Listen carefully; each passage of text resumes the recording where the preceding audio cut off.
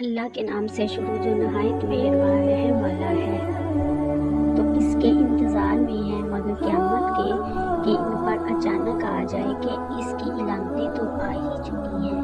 پھر جب وہ آ جائے گی تو کہاں وہ اور کہاں ان کا سمجھنا۔ تو جان لو کہ اللہ کے سوا کسی کی بندگی نہیں، اور اے محبوب اپنے خاصوں اور عام مسلمان مردوں اور عورتوں کے گناہوں کی معافی مانگو، اور اللہ جانتا ہے دن کو تمہارا پھرنا اور رات کو تمہارا آرام لینا۔ اور مسلمان کہتے ہیں کوئی صورت کیوں نہ اتاری گئی؟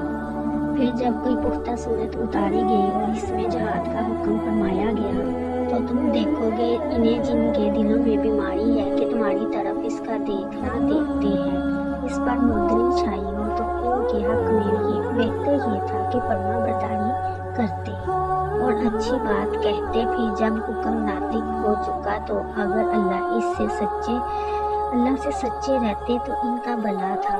کیا تمہارے یہ انداز نظر آتے ہیں کہ اگر تمہیں حکومت ملے تو زمین میں فساد پھیلاؤ اور اپنے رشتے کاٹتے؟ یہ ہیں وہ لوگ جن پر اللہ تعالیٰ نے لعنت کی اور انہیں حق سے بہرا کر دیا اور ان کی آنکھیں کھول دی۔ تو کیا وہ قرآن کو سوچتے نہیں ہیں یا بعض کے دلوں پر ان کے کفر لگے ہیں؟